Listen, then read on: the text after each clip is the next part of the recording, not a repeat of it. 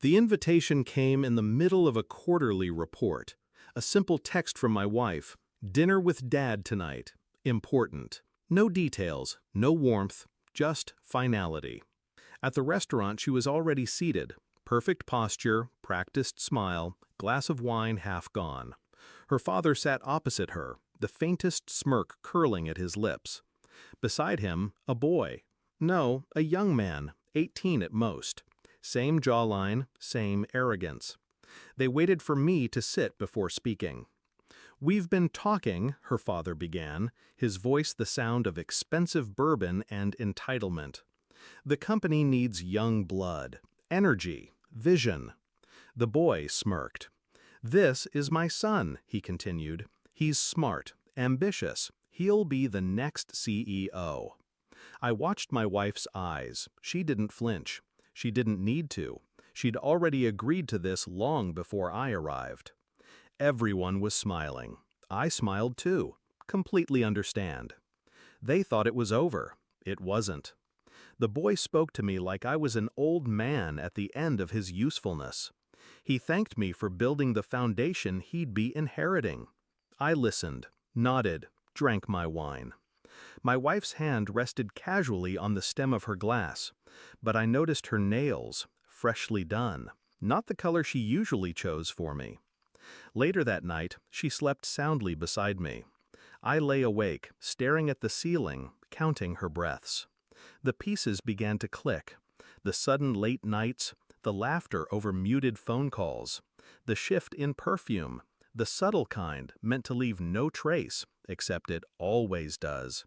Her father's son, 18. No, it couldn't be.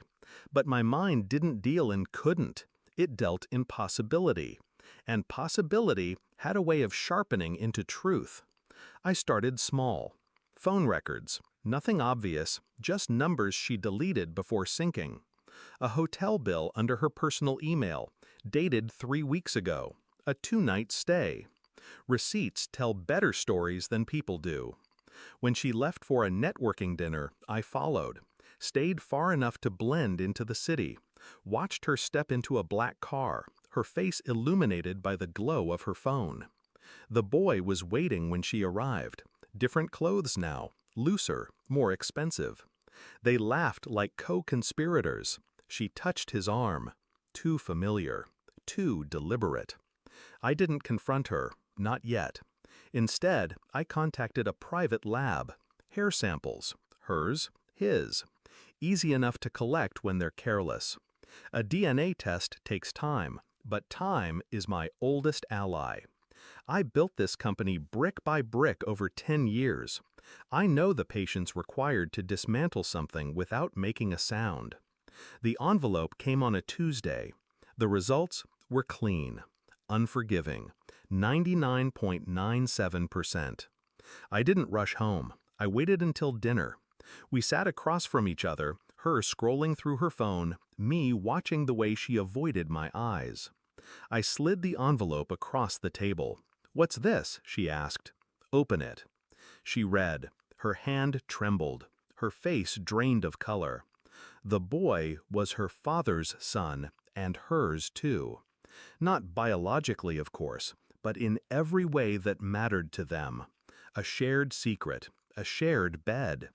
I didn't raise my voice, didn't ask why. She tried to speak, but I stood, calm. "Finish your dinner," I said. "You'll need your strength." The board meeting was already scheduled for Thursday. I moved it forward by a day. When they arrived, her father, the boy, her, they found me at the head of the table. I had signed the transfer documents at dawn, sold my shares to the one man her father feared most, his oldest rival. The rival sat beside me now, watching their faces crumble as the reality sank in. "The company's his now," I said. "Completely understand, right?" Her father's jaw tightened. The boy looked lost. She didn't meet my eyes. I stood, buttoning my jacket. "Oh, and one more thing. I left the DNA results in your office. Private matter. You'll want to deal with it before the press does." Silence. Heavy. Suffocating. I walked out. The doors closed behind me like the final page of a book I would never reopen. I didn't pack much, just enough to leave without looking back. The company was gone from my hands, but so was she. Both had rotted from the inside long before anyone noticed. On the flight out, I stared at the clouds. There was no relief, no grief, just space. I had given them everything: time, loyalty, trust. They mistook it for weakness. Now they had nothing. The truth is, I didn't destroy them out of anger. I destroyed them because they left me no reason to keep them alive in my world. And some things, once dead, should stay that way.